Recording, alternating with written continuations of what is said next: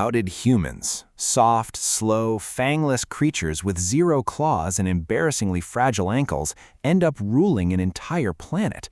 Was it discipline, grit, or hard work? No, it was something rather awkward: laziness. Today, being called lazy is almost the worst thing you can be. They say lazy people don't succeed. Lazy people can't change the world. But what if that's completely backwards? What if laziness isn't humanity's greatest weakness, but one of its greatest superpowers? Think about it. Nearly every major advancement in human civilization happened because someone looked at a difficult task and thought, there has to be a lazy way. The wheel, the washing machines, the elevator, the remote control, even the app you're watching this on. Every one of them exists because somebody wanted to simply do less work. And if that's true, then maybe you've been feeling guilty about the wrong thing. Maybe laziness isn't such a bad thing like most people say. Perhaps misunderstanding it is. Stay until the end, and I'll show you how outperforming 90% of people doesn't require working harder. It just requires being yourself. Yes, even if you're lazy. If you're new, please support the channel by clicking subscribe, like, and share this video so more people can view it.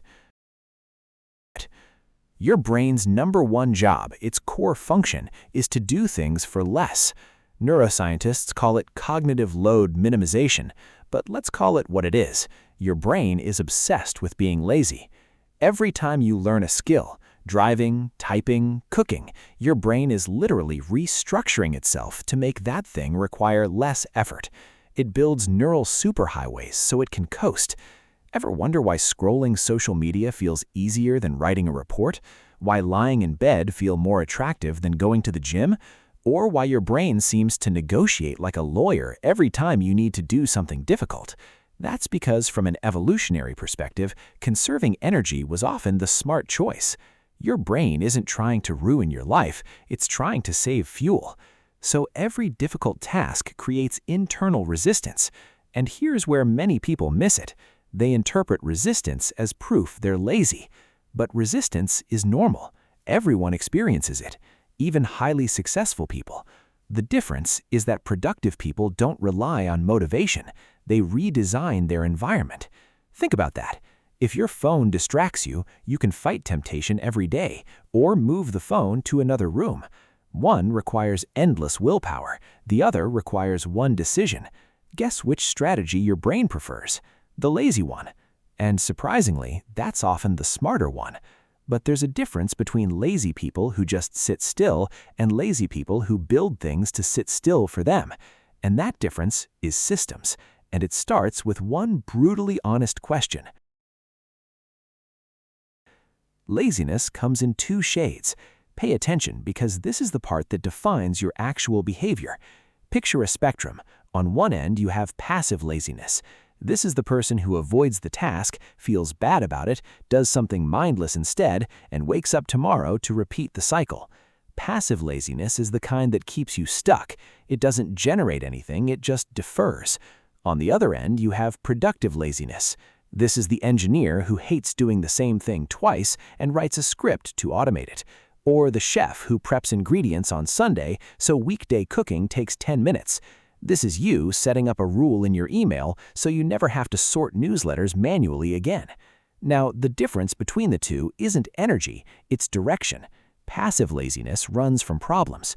Productive laziness runs towards solutions that eliminate problems permanently. So which one are you, passive or productive? Tell us in the comment section. Now, if you're on the passive side of the spectrum, you need to move away to the productive side. So the big question is, how do you make that shift? How do you go from "I hate doing this" to "I built something that does it for me"? Bill Gates, not someone you'd typically call lazy, once said he'd always hire a lazy person to do a difficult job because they'd find the easiest way to do it. Read that again.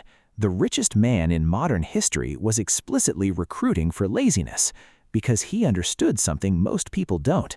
Systems thinkers are lazy thinkers in disguise. A system is just a lazy person's revenge on a recurring problem. Instead of solving the same problem 16 times, you solve it once, deeply, properly, and then you let the solution run. That's it. That's the whole philosophy. Think about your morning. If you've ever laid out your gym clothes the night before, you built a system. If you've ever meal prepped, you built a system. If you've ever created a playlist for a specific mood so you don't have to curate music every time, you built a system. You were being productively lazy, and you probably didn't even give yourself credit for it. Most high performers don't have more willpower than you. They only have more systems, so they make fewer decisions. They've engineered their laziness into the architecture of their day. They're not fighting their nature, they're designing around it. You too can do the same.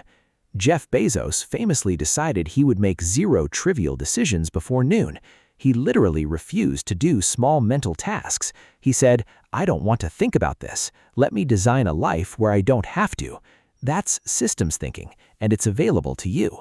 But there's a reason most people don't build systems. There's a psychological wall that stops them, and understanding that wall, really understanding it, is what separates the people who change their lives from the people who watch videos about changing their lives and then don't. Most people experience laziness not as a desire to do nothing, but as resistance to starting. You felt this. You didn't want to write the essay, but once you started, it flowed. You didn't want to go to the gym, but once you were there, you crushed it. The laziness wasn't about the thing itself, it was about the activation cost of beginning. This is important because it means your laziness isn't as deep as you think. It's mostly surface tension, and surface tension, unlike character, can be designed away. How? By shrinking the start. James Clear, the author of Atomic Habits, talks about the 2-minute rule. If a task can be started in 2 minutes, start it now. Not finished, started. Because starting is the only costly part. The rest follows. This is productive laziness applied to itself. Are you too lazy to start things? Then make starting so small that your laziness has nothing left to resist, like putting the book on your pillow, opening the document before you go to bed, or putting the running shoes by the door. Make the path of least resistance the path to where you want to go. The brilliant irony is that the laziest possible approach to overcoming laziness is to stop fighting laziness at all and just engineer your environment so laziness takes you to your goals anyway. So here's where we land. Laziness is not your enemy. Mindless passivity is. You don't need to be more disciplined. You don't need to hustle harder. You need to direct your laziness. Start by asking the right questions. Say, how do I design a life where this either doesn't need doing? And not, why won't I just do this? Maybe you don't hate exercising. Maybe you hate the complicated routine. Or maybe you don't hate studying. Maybe you hate the clutter and distractions. Or maybe you don't hate working. Maybe you hate doing the same thing manually for the 100th time. Lazy people built every great system. Lazy people automated what was manual.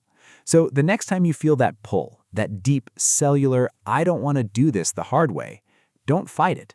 Listen to it. Because your laziness isn't telling you that you're broken. It's telling you that you haven't built the right system yet. If this hit differently than most productivity content, it's because it was supposed to. Drop a comment below with the one system you're going to build this week. Click subscribe, like, and share this video to someone who's lazy but ambitious.